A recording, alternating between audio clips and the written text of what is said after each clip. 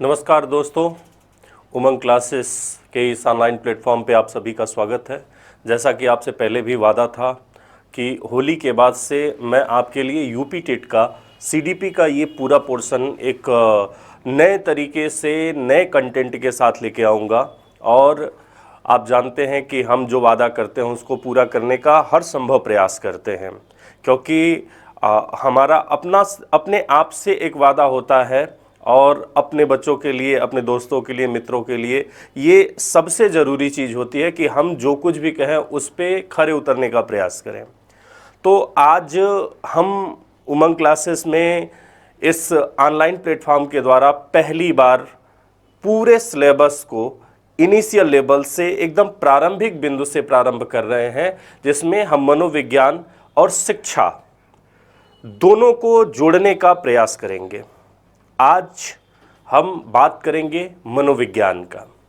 मनोविज्ञान क्यों आवश्यक है और क्यों इसे पढ़ाना या पढ़ना एक शिक्षक के लिए बहुत ज़रूरी है, इस पे हम चर्चा करेंगे। आखिर मनोविज्ञान का प्रारंभ कैसे हुआ? मनोविज्ञान क्या जीवन के प्रारंभ से एक विषय रहा, या मनोविज्ञान दर्शन की एक शाखा रहा? अगर शाखा रहा तो कैसे एक स्वतंत्र विषय के रूप में इसका प्रादुर्भाव हुआ, कैसे यह उत्पन्न हुआ, और बहुत सारी बातें।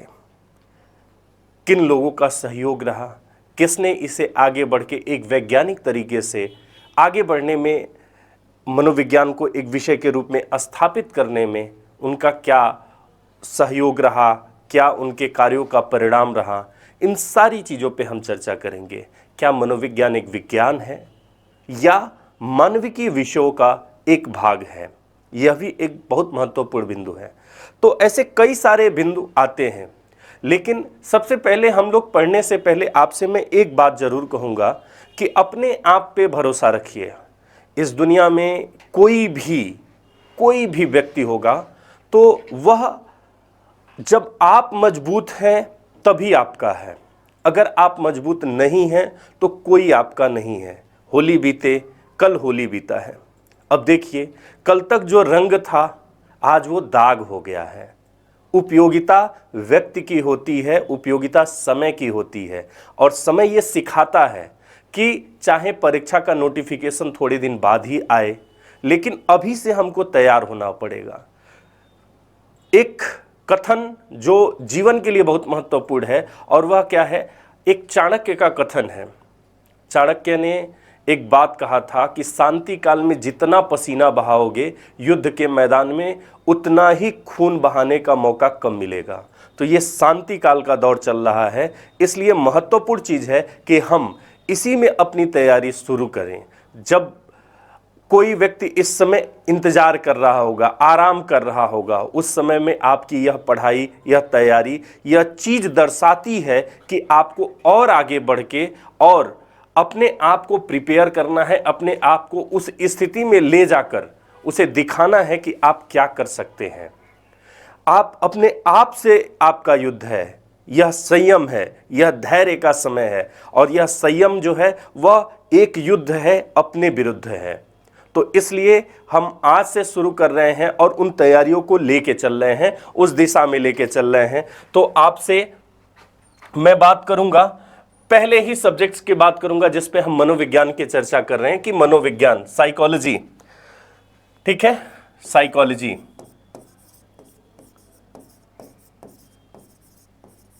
साइकोलॉजी, अब ये साइकोलॉजी शब्द जो है इसे दो भागों में विभाजित किया गया था। सबसे पहले बात आती है कि मनोविज्ञान है क्या। तो मनोविज्ञान क्या है? मनोविज्ञान को सामान्यतः मनोविज्ञान पढ़ने वाले छात्रों के रूप में अगर हम लोग, मैं अब से एक बात बता रहा हूं अपने पीजी के टाइम की, कि जब हम लोग पीजी कर रहे थे तो उस समय में हम एक लघु शोध कर रहे थे। सभी लोग जानते हैं कि लघु शोध पीजी में होता है। तो पीजी में लघु शोध के दौरान एक चीज़ हम लोग को देखने को मिलता था कि जो व्यक्ति हम लोग जिसको भी प्रयोज्य बना के लेके आते थे, तो वो आता था तो वो कहता था कि सर आप तो मन की बात सारी जान जाते होंगे, और इधर अपने ही मन की बात पता नहीं रहती थी कि क्या वास्तविकता है। मन की बात कोई जान नहीं पाता है। लेकिन मनोविज्ञान की जो प्रारंभिक अवधारणा बनी थी, वो अवधारणा बनी थी किस रूप में कि मनोविज्ञान जो है क्या है, यह मन का विज्ञान है। मनोविज्ञान एक मन के विज्ञान के रूप में इसकी अवधारणा बनी थी, और इस मन को प्रारंभिक स्तर पे जोड़ा गया था दो भागों में। साइकोलॉजी को दो पार्ट में बांट दिया गया था। ये दो पार्ट कौन कौन से थे? ये दो पार्ट थे। एक पार्ट था इसमें जैसे हम कहते थे साइकी, साइकी का अर्थ है आत्मा, और दूसरा था लोगोश यानी कि अध्ययन। अगर हम इन दोनों को जोड़ दें तो इसका अर्थ क्या हो गया? इसका अर्थ हो गया आत्मा का अध्ययन, आत्मा का अध्ययन। और इसी के रूप में मनोविज्ञान को प्रारंभ में जाना गया कि मनोविज्ञान क्या है? आत्मा का अध्ययन है। अब जब आत्मा के अध्ययन की बात हुई तो इसे मनोविज्ञान, तब यह मनोविज्ञान नहीं था, यह आत्मविज्ञान के रूप में जाना जाता था। इसे आत्मविज्ञान या सोल साइंस कहा जाता था, आत्मविज्ञान कहा जाता था। लेकिन एक मनोवैज्ञानिक आया जिसका नाम था गैरेट। तो इसने क्या किया कि गैरेट नामक एक मनोवैज्ञानिक ने मनोविज्ञान को शाब्दिक व्युत्पत्ति के आधार पर आत्मा का विज्ञान कहा। शाब्दिक व्युत्पत्ति के आधार पे इसने आत्मा को आत्मा से जोड़ा और उसे मन के विज्ञान के रूप में इसकी व्याख्या करी। और यह व्याख्या समर्थन था। समर्थन किसका था? तो समर्थन था विश्व के सबसे प्रसिद्ध उन दार्शनिकों का जिन्होंने दर्शन को एक नई अवधारणा दी थी, जिन्होंने शिक्षा को, खेल को, हर विषयों में जिनका एक प्रादुर्भाव रहा, जिनका प्रभाव देखने को मिलता है। ऐसे प्रमुख व्यक्ति थे जिसमें पहला नाम था अरस्तु का, दूसरा नाम था उनके शिष्य प्लेटो का, उसके बाद उनके शिष्य सबसे पहला नाम जो इसमें था वह नाम था सुकरात का। सुकरात के बाद उनके शिष्य आए प्लेटो। उन्होंने भी इसे आत्मा के विज्ञान के रूप में परिभाषित किया। प्लेटो के बाद उनके शिष्य आए अरस्तु, और अरस्तु ने काफी चीजें परिवर्तित की। अरस्तु और प्लेटो कई चीजों पे मतभेद रखते थे, लेकिन जब बात आत्मा के अध्ययन की आती है तो अरस्तु प्लेटो के व्यवहार को, प्लेटो की बातों को अक्षरशः मान जाते हैं। हम आगे बहुत बार चर्चा करेंगे प्लेटो और अरस्तु का। इनमें कई सारी चीजों को लेकर कॉन्फ्लिक्ट था। प्लेटो का कॉन्सेप्ट कुछ अलग था, अरस्तु का कॉन्सेप्ट कुछ अलग था, जो अभी भविष्य के गर्भ में है। हम लोग धीरे धीरे उस पर भी चर्चा करेंगे। तो फिर अरस्तु के बाद आए कौन? डेकार्टे। और डेकार्टे ने भी कहा कि नहीं, मनोविज्ञान जो है क्या है? यह व्यक्ति के आत्मा का अध्ययन है, अंतः का अध्ययन है। अंतः चेतनाओं के रूप में जो हमारा ज्ञान है, जिसे हम आत्मा कहते हैं, उस आत्मा का अध्ययन ही क्या है? मनोविज्ञान है। और इस रूप में इन लोगों ने इसकी व्याख्या करी। इसके बाद एक मनोवैज्ञानिक आए जिन्होंने कहा कि नहीं साहब, इटली के महान दार्शनिक एक थे, इटली के महान दार्शनिक थे जिसका नाम था पोम्पोनोजी। पोम्पोनोजी ने कहा नहीं साहब, मनोविज्ञान आत्मा नहीं है। तो भाई आत्मा नहीं है तो क्या है? तो इसने कहा कि मनोविज्ञान को एक नए रूप में इसने बताया, और इसने कहा कि मनोविज्ञान मन का विज्ञान है। परंतु इस परिभाषा को अरस्तु ने समर्थन दिया। जब पोम्पोनाजी का एक स्टेटमेंट आया, मैंने आपसे पहले ही कहा था कि अरस्तु प्लेटो की बात को मानता तो था, लेकिन एक अपना नया विचार देता था। तो जैसे ही पोम्पोनाजी ने कहा मनोविज्ञान को कि यह मन का विज्ञान है, that is a study of human mind, not a human soul, then अरस्तु ने कहा कि नहीं, मनोविज्ञान मन के ही विज्ञान, मन के अध्ययन का एक स्वरूप है, जिसको हम मन स्थिति के बारे में जानने का माध्यम बनाते हैं, जो एक तरीका है, एक साधन है किसी व्यक्ति के मन स्थिति को जानने का। और इनका समर्थन करने वाले लोगों में विलियम जेम्स, विलियम वुंट और जेम्स सुली आदि आए। लेकिन जब इन्होंने अध्ययन किया और विलियम जेम्स की पहली पुस्तक आई, द प्रिंसिपल ऑफ साइकोलॉजी, और द प्रिंसिपल ऑफ साइकोलॉजी में इसने कहा कि मनोविज्ञान व्यक्ति के चेतना का अध्ययन है, कॉन्शियस स्तर जो होता है उसका अध्ययन है, न कि व्यक्ति के मन का अध्ययन है। अब यहीं से एक पीढ़ीगत परिवर्तन हुआ, और वो पीढ़ीगत परिवर्तन क्या बताया? चेतना के विज्ञान का अध्ययन का। इसने कहा कि मनोविज्ञान मानवीय चेतना का अध्ययन है, न कि मानवीय मन का। जब हम चेतन अवस्था में होते हैं और जो व्यवहार करते हैं उसी व्यवहार का अध्ययन ही मनोविज्ञान कहलाता है। फिर चीजें आगे बढ़ी और मनोविज्ञान को एक व्यवहार के रूप में स्थापित करने का जो व्यवहार के रूप में स्थापित करने का प्रयास किया गया, वो किया गया जेबी वॉटसन के द्वारा। जेबी वॉटसन ने कहा कि नहीं, मनोविज्ञान सिर्फ मानवीय चेतना का अध्ययन नहीं है, यह मानव के व्यवहार का अध्ययन है। और इसी कारण वॉटसन को व्यवहारवाद का पिता कहा गया। वॉटसन को कहा जाता है कि JB Watson is a father of behavioural psychology. व्यवहारिक मनोविज्ञान का जनक कौन है? तो जेबी वॉटसन है। जेबी वॉटसन ने इसको अध्ययन किया और इसका समर्थन किया Skinner, Woodworth, Pavlov, Thorndike, Skinner आदि मनोवैज्ञानिकों ने इसका समर्थन किया। और इस प्रकार से मनोविज्ञान जो आत्मा से चला था, इसकी यात्रा की चर्चा अगर हम करें तो 16वीं शताब्दी में मनोविज्ञान क्या था? आत्मा का अध्ययन था। और इसका अध्ययन, इसका समर्थन कौन कर रहा था? अरस्तु, प्लेटो, डेकार्टे ने। लेकिन 18वीं शताब्दी में यह किस रूप में आ गया? मन का विज्ञान के रूप में आ गया, जिसका थॉमस रीड और पोम्पोनाजी ने समर्थन किया, जिसको पोम्पोनाजी ने उसको नाम दिया मन का विज्ञान। लेकिन 19वीं शताब्दी में यह परिवर्तित हुआ और किस रूप में आ गया? विलियम जेम्स के पुस्तक द प्रिंसिपल ऑफ साइकोलॉजी, उसके प्रयास के द्वारा यह बदल गया और आ गया यह चेतना के विज्ञान के रूप में। चेतना के विज्ञान के रूप से आगे बढ़ा और 20वीं शताब्दी में कार्ल मार्क्स यूनिवर्सिटी में पहली प्रयोगशाला स्थापित की गई थी विलियम वुंड के द्वारा। और जब विलियम वुंड के द्वारा पहली प्रयोगशाला स्थापित की गई, जिसके द्वारा सबसे पहले वॉटसन ने इसको नाम दिया और इसने कहा कि psychology is the study of human behaviour. यह क्या है? मानवीय व्यवहारों का अध्ययन है, और व्यवहार का अध्ययन यही आगे बढ़ा। अब इसके बाद से जब मनोविज्ञान व्यवहार के विज्ञान के रूप में स्थापित हुआ तो इसकी कुछ महत्वपूर्ण परिभाषाएं हैं। जैसे वॉटसन ने कहा कि मनोविज्ञान व्यवहार का विज्ञान है। क्या है? Psychology is the study of human behaviour. मनोविज्ञान मानवीय व्यवहार का विज्ञान है। स्किनर ने कहा कि मनोविज्ञान शिक्षा की आधारशिला है।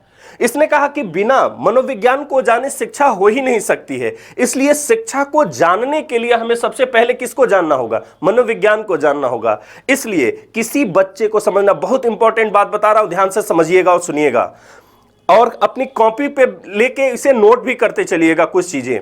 जैसे इसने कहा स्किनर ने कि मनोविज्ञान शिक्षा की आधारशिला है, और सीटेट में, यूपी टेट में, जेटेट में, टेट की परीक्षाओं में भी यह प्रश्न आता है कि एक शिक्षक को मनोविज्ञान की जानकारी क्यों आवश्यक है? बालक के व्यवहार को जानने के लिए। इसका उत्तर क्या हो गया? कितना आसान है? बालक के व्यवहार को जानने के लिए, और इसी व्यवहार को जानने के लिए क्या है? आधारशिला क्या है? मनोविज्ञान विषय है। तो इसीलिए स्किनर ने कहा। इसके बाद बात आई किसकी? वुडवर्थ की। वुडवर्थ ने कहा वातावरण के संबंध में मानव व्यवहार का विज्ञान ही मनोविज्ञान है।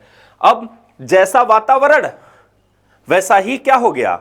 व्यवहार का परिवर्तन। होली नहीं खेलेंगे, होली नहीं खेलेंगे, होली नहीं खेलेंगे, चार लोग आए, पकड़े, खींच के ले गए और ले जाके वो धूरा माटी में उलेड़ दिए एकदम से। क्या हो गया? नहीं खेलेंगे, नहीं खेलेंगे, सब कपड़ा फाड़ के चले आए। खेल लिए कि नहीं खेल लिए? खेल लिए ना। तो व्यवहार क्या है? वातावरण जैसा है कि खाने का मन नहीं कर रहा है, खाने का मन नहीं कर रहा है, और चार लोग बैठे खाने के लिए, लाओ एक रोटी खा ही लेते हैं। वातावरण, व्यवहार का परिवर्तन। पढ़ने का मन नहीं कर रहा है, तीन लोग बैठे हैं, आप बैठ के मोबाइल चला रहे हैं, कुछ देर मोबाइल चलाएंगे, फिर देखेंगे सब लोग पढ़ रहे हैं, तो भैया हम कहाँ मोबाइल चलाएं, हम भी बैठ के पढ़ ही ले। तो ये क्या हो गया? वातावरण, जैसा वातावरण मिला उसी तरीके से व्यवहार का परिवर्तन हो रहा है। यही परिवर्तन क्या है? इसी परिवर्तन को कहता है वुडवर्थ, यही मनोविज्ञान है। और इसके बाद बात आती है किसकी? मॉर्गन की। मॉर्गन कहता है कि मानव और पशु व्यवहार का विज्ञान मनोविज्ञान है। अब ध्यान दीजिएगा, मानव और पशु का व्यवहार जितना अध्ययन है, आप देख लीजिए, किसी का अध्ययन को देख लीजिए, कौन से अध्ययन किस पे किए जा रहे हैं? कुत्ते पे, चूहे पे, बिल्ली पे, बंदर पे, किस पे किया जा रहा है? सब पे किया जा रहा है ना। तो पशु के व्यवहार का भी अध्ययन क्या है? मनोविज्ञान ही है। और उस जो भी व्यवहार हो रहे हैं उन सब के अध्ययन को मार्गन मानता है कि यह सब क्या है? मनोविज्ञान है। ठीक है, इसके बाद बात हम करते हैं कि इसकी विशेषताएं क्या है। मनोविज्ञान की महत्वपूर्ण विशेषता हम देखें कि मनोविज्ञान एक व्यापक विज्ञान है, एक व्यापक विज्ञान है, यह मानव व्यवहार का अध्ययन है। बिल्कुल सही बात, तब से हम लोग इसी चीज की चर्चा कर रहे हैं कि मनोविज्ञान क्या है? मानवीय व्यवहार का अध्ययन है, जिसके द्वारा मानव के व्यवहार का अध्ययन किया जाता है। एक शिक्षक मनोविज्ञान का अध्ययन करता है और उसका प्रयोग करके अपने कक्षा के बालकों के व्यवहार के बारे में जानने का प्रयास करता है। दूसरी बात क्या आती है? मनोविज्ञान भौतिक और सामाजिक दोनों वातावरण का अध्ययन है। बिल्कुल सही बात है कि भौतिक वातावरण भी सही है और सामाजिक वातावरण, किस समाज में कैसे व्यवहार में कहां हमको कौन सा व्यवहार करना चाहिए, किस प्रकार का हमारी नैतिकता कैसी होना चाहिए, हमारा संज्ञान स्तर कैसा होना चाहिए, इन सारी चीजों का अध्ययन किस में शामिल हो जाता है? मनोविज्ञान में। नेक्स्ट बात आती है क्या? मनोविज्ञान मानव के ज्ञानात्मक, भावात्मक और क्रियात्मक अथवा मनोचालक व्यवहार का अध्ययन करता है। जो मोटर डायनेमिक बिहेव की बात की जा रही है कि जिसमें व्यक्ति का ज्ञानात्मक, भावात्मक और क्रियात्मक तीनों पक्ष शामिल हो जाता है। इस सारे अध्ययन को मनोविज्ञान की कार्यशाला में जोड़ लिया जाता है। यही मनोविज्ञान के अध्ययन का उद्देश्य है। ठीक है, और अंतिम बात आती है कि मनोविज्ञान एक सामाजिक वैज्ञानिक अध्ययन है। सामाजिक वैज्ञानिक अध्ययन, भाई मनोविज्ञान क्यों सामाजिक वैज्ञानिक अध्ययन है? क्योंकि मनोविज्ञान का उपयोग किसके लिए किया जा रहा है? मानव के लिए। और मानव क्या निर्मित कर रहा है? समाज निर्मित कर रहा है। तो समाज का अध्ययन करना ही क्या है? मनोवैज्ञानिक अध्ययन में शामिल हो जा रहा है। ठीक है, अब बात करते हैं हम लोग कि हम लोगों ने जितनी बात की इसमें सारी बातें विदेशों की थी। तो भारत में मनोविज्ञान का प्रारंभ क्यों हुआ और भारत में मनोविज्ञान का प्रारंभ कब हुआ, कैसे हुआ? इसमें कई सारे नाम आते हैं जिसमें 1905 ईस्वी में सर ब्रजेंद्रनाथ सील ने प्रयोगात्मक पाठ्यक्रम तैयार किया। एक प्रयोगात्मक पाठ्यक्रम तैयार किया। क्यों प्रयोगात्मक पाठ्यक्रम तैयार किया? क्योंकि देखिए, विदेशी पाठ्यक्रम और भारतीय पाठ्यक्रम दोनों अलग हैं। वहां का वातावरण अलग, यहां का वातावरण अलग, वहां पे समझ लोगों की अलग और यहां पे लोगों की समझ अलग। तो जैसा वातावरण होता है उसी के अनुसार पाठ्यक्रम का निर्माण होना चाहिए। इसीलिए ब्रजेंद्रनाथ सर ने क्या किया? ब्रजेंद्रनाथ सर ने एक पाठ्यक्रम तैयार किया। 1916 ईस्वी में प्रोफेसर एन सेन गुप्ता के प्रयास से कलकत्ता विश्वविद्यालय में मनोविज्ञान की प्रथम प्रयोगशाला स्थापित हुई। आप जानते हैं कि मनोविज्ञान की प्रथम प्रयोगशाला कब स्थापित हुई थी? 1879 ईस्वी में। कौन किया था? विलियम वुंट ने। कहां किया था? लिपजिंग विश्वविद्यालय में। लिपजिंग विश्वविद्यालय में इन्होंने किया था। लेकिन भारत में मनोविज्ञान की प्रथम प्रयोगशाला कौन स्थापित कर रहा है? एन सेन गुप्ता। कहां स्थापित कर रहे हैं? कलकत्ता में। कब स्थापित कर रहे हैं? 1916 में। ध्यान रखिएगा इस चीज का। ठीक है, अब बात करते हैं कि भारत में तो यह स्थापित हो गया, अब इसको हम लोग शिक्षा से जोड़ेंगे। तो अगली वीडियो में हम लोग शिक्षा से इसे जोड़ेंगे और शिक्षा और मनोविज्ञान दोनों के संबंधों की बात करेंगे। तो अगली वीडियो में नेक्स्ट डे आपसे फिर भेंट होती है। तब तक के लिए नमस्ते,